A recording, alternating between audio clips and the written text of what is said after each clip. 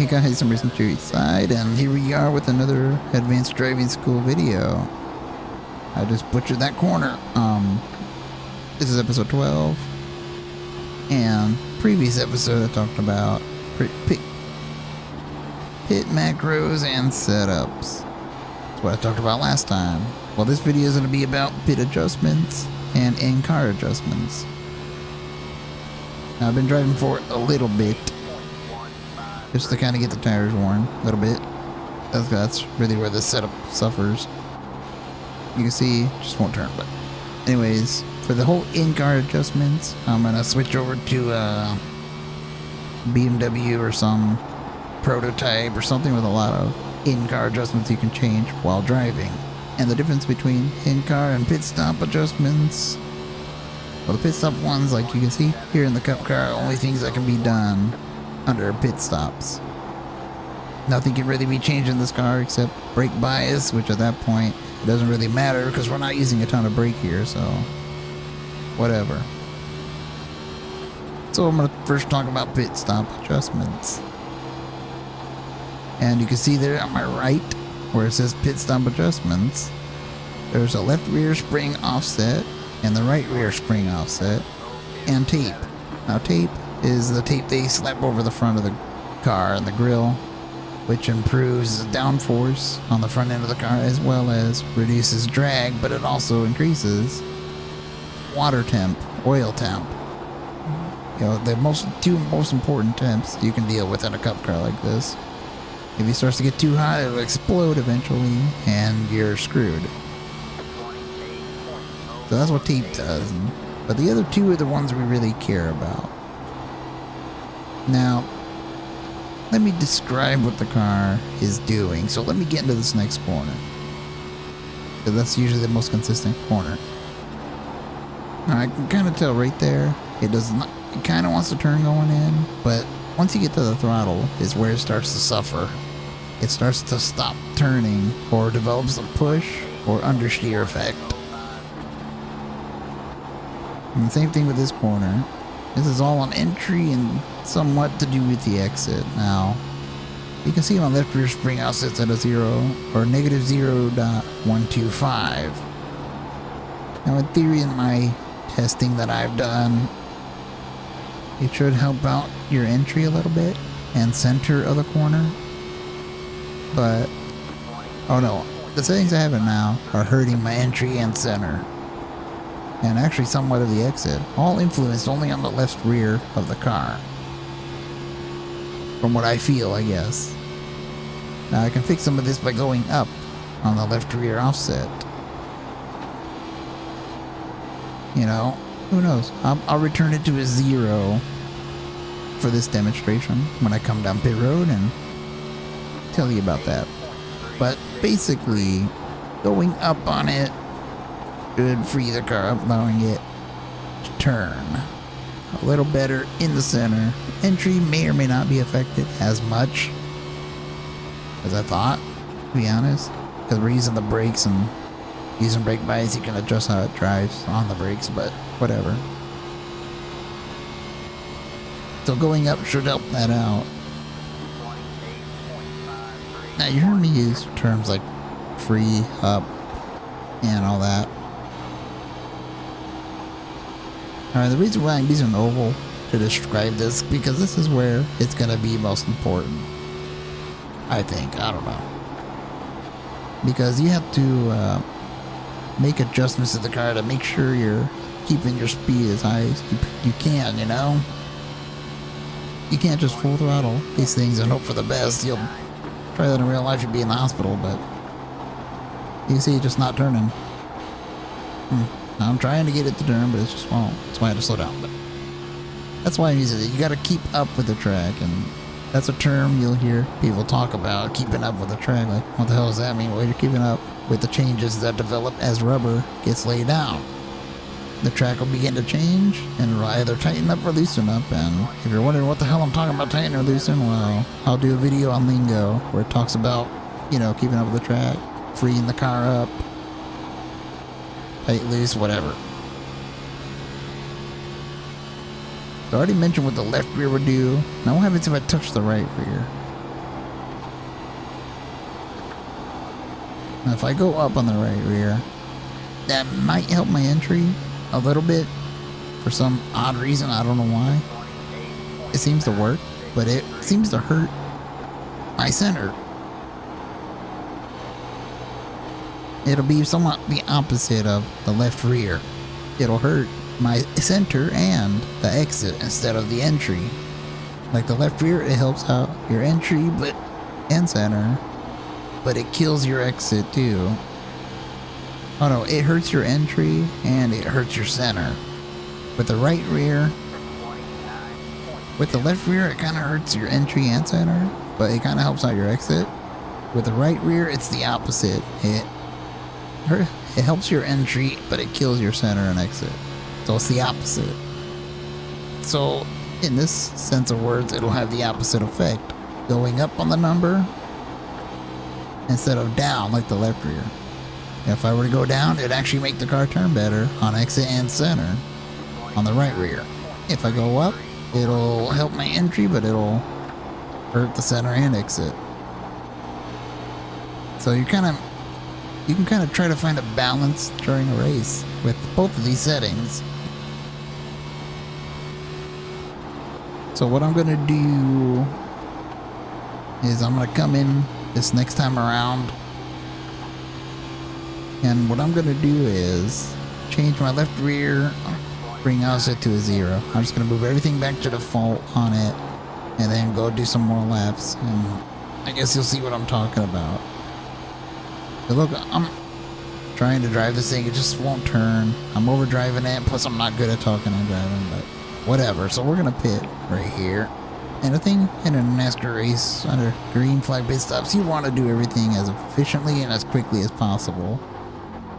You don't want to leave nothing on the table like I did there, because you got to get from 190 to 50 on pit road, and that was more of an example of a textbook thing. But let me take tires here. Let me do my pit stop adjustments. This is not what it's going to be like in a race, but let me change it real quick. Alright, you can see that it's highlighted blue on the right there. It means I'm ready to change my adjustments. And how do you know if they'll take effect? Well, you'll see it right there. I went from blue to white. So again, I only messed with the left rear and went back to 0. I was at negative 0.125. So let's do it at default. You know, 0.125 or whatever. That's a huge adjustment. That was 4 or 5 clicks. So let's see what it's like at 0. I'm gonna have to, I guess, skip this here, and I'll cut out like 4 laps of me doing stuff, so after I'm done talking, you'll get to see the results. Alright, I'm back. You can kind of already see it right here, and you'll see in the turn 3 the example I'm talking about. That little change I did actually seemed to help all 3 parts of the corner.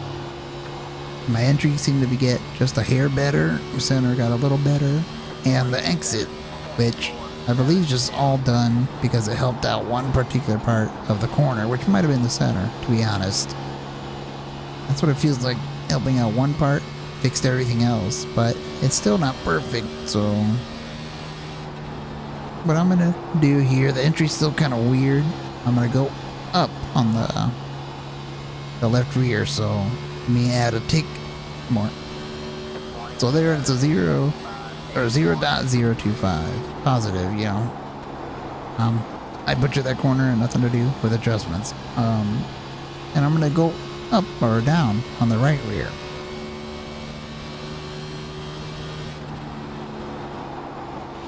So let me go 2 clicks down the right rear. Now this should help my center and exit after a few laps. Remember, none of this is gonna take place until I pit. You can tell that by it being blue. So the changes aren't yet applied to the car, but they're ready for when I'm ready to pit. So going up on the left rear offset should help the entry just a little more. Should, in theory.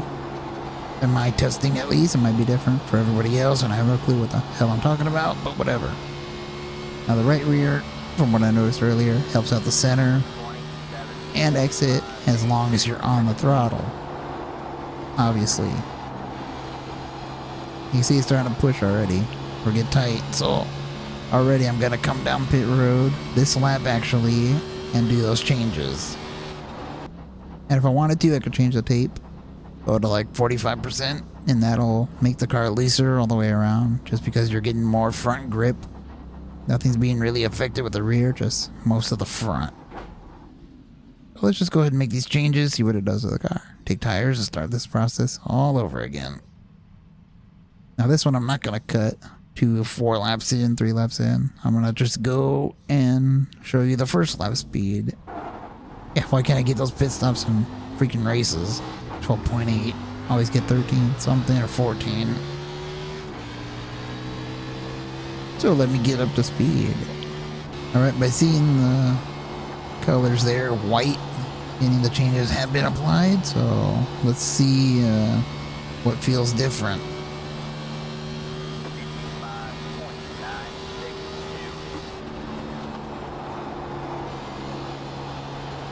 Alright, center and entry slightly better. Exit still a little tight. So I guess I could go more down on the right rear. We don't want to go too far with these adjustments because you might make the car undrivable. But you can see right there, once I hit the center and I got back to the throttle, it just started turning like I wanted to. And it almost turned too much on the exit of 4 there, almost wrecked. But you can see it's helping already, the center and exit a little bit. The rest of it I can't really fix with pit stop adjustments. It's just the way my setup is. The longer I go, it'll actually get worse no matter what I do.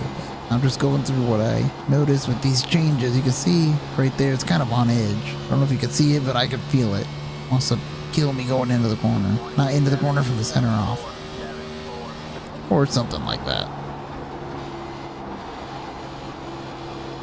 That's always been my problem. I can tell what the car is doing and what I want from it, but I can never relay that info.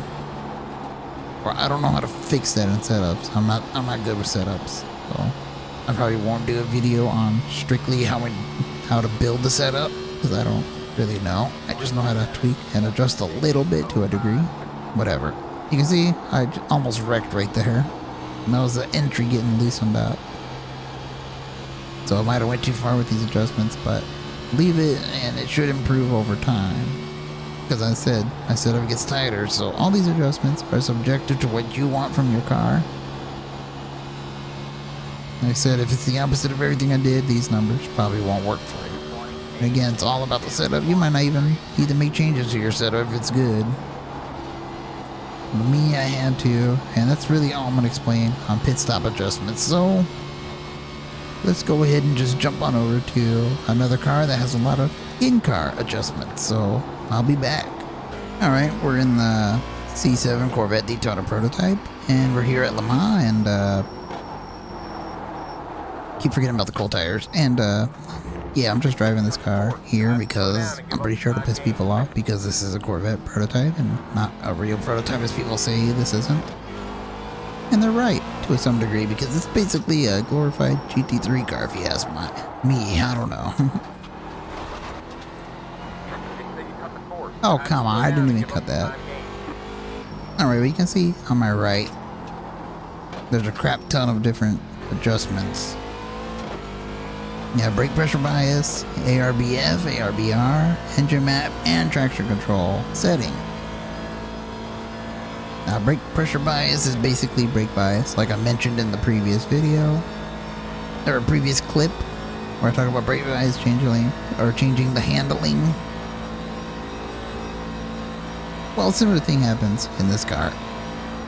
It's just more important in a road course, if you ask me. Makes more sense to use brake bias adjustments, because sometimes people don't like to use the same braking. And I get it. This was at 58%. It was too much, so I went down on it. I'll explain that in a second. And the ARBF, which is the next setting we get to mess with, the ARBF is anti-roll bar for the front of the car. And you can change that up and down. Same with the rear. It's same thing. ARBR is for the rear. You can also mess with all these. Oh, you can also mess with the engine map, which changes how much fuel the car uses, as well. It could change the throttle mapping, so it tweaks how it responds to the throttle, I guess. And the last one there is traction control setting, and that's obviously your traction control, how strong you want it to interfere. Obviously 1 will be the least traction control, and I think 6 on this car is the most. So let's start with brake bias, alright? So I had it at 58%, and I think the brake bias is way changing. Again, the handling characteristics. The more 50-50 you got, say if I have the brake pressure bias at 50%, it'll pretty much distribute braking power to both front and the rear wheels evenly, which is not really desirable. I'm gonna die. Oh my god. So the 50-50 is not desirable, for the fact is the back end of the car is wanting to outbrake the front just due to physics in a way. So 50-50, even though it sounds evenly distributed, that's technically giving a lot of power to the rear brakes in a way. It just unsettles the rear end, so that's the problem. It'll probably be the best of braking the car like you want. It'll help you stop the car as fast as possible without locking them up, but it's also very hard to do because the rear wheels want to kill you. So look for a balance that helps you brake as late as possible without locking the front wheels up, as well as helping you brake evenly. Now the next setting, which is the anti-roll bar for the front. Now this, I can't really help that much of what it does, but last time I used it, it seemed to help out, off throttle driving. Made the car turn a little. I always miss this corner every time, and I know it's there. They say you cut the cord. You have to slow down and give up the time gain.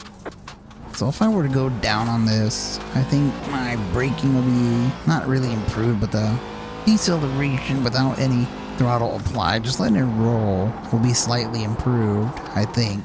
Not 100% sure. I don't remember. It might have been a placebo, but that's what I found. Or that might have been the rear I was talking about. Anyways, going up on the number stiffens the bar, and going down obviously softens the bar, or something like that. Which will change how the front end rolls, I guess, in a way, which may be desirable at low speed corners, might help your mechanical grip. Not 100% sure, so don't quote me 100% on this. Really? I barely touched the corner. Next. Now the rear, what I found out, I guess the stiffer you have the bar, it'll loosen your car out of corners. But it might also make it worse going into a corner and making a turn. Rolling into a corner might be affected by going up. But as I said, it loosens it, which I don't mean the bar, I mean loosen as in makes it more oversteery, I guess, while you're on throttle, the higher it is. So if I had it at a 4, it'll be really, the bar will be stiffer, meaning it'll give me more oversteer. And if I were to go down, it'll do the opposite. One thing I found out too, it also affects how your car handles over curbs. If I go to 4, it'll feel like it bounces like crazy. When you hit the back end of the car with the curb, it just feels weird. So play with that. So think of it as a, I guess, onboard spring rate in a way, because it's a bar that's been trying to keep the car from rolling, That's why it's called an anti-roll bar. And that's why it does that. So that's it. That's really all I could say about those two settings. Next. So that brings me to engine map. And here, I don't really know if I can tell you or explain to you, but let me try something here.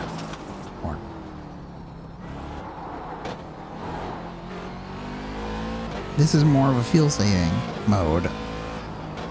It uses slightly less fuel and gives you less power, but in my findings, it's just not worth it. Not in this car. You can hear it there. When I went to 3, I'm full throttle right now, and I lost a ton of power. This you probably want to use in desperate fuel-saving measures, where you think you can make it to the end of the race and you just don't feel like pitting one last time. Well, there you go. Or if you're under safety car at the beginning, at the start of a race, because there's no cautions on road. And the last one's traction control, and I already told you what that does, so I'm not going to explain it. It just gives you traction control on or off. What it does is prevent your rear wheels from slipping, even when you want them to. Like, you're trying to save a car by staying in the throttle and spinning the tires to get away from the wall. It won't let you. It'll prevent you. Whatever. That was a terrible lap. No, I usually never get these kind of stutters on iRacing. Must be my recording software. I've been doing this with every game.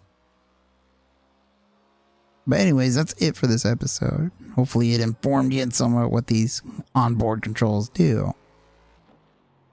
So remember 2 weeks from now, I'll give you another one of these videos. So I'm just going to get to it and shut up. Anyways, Sim Racing Chewy side. Yeah.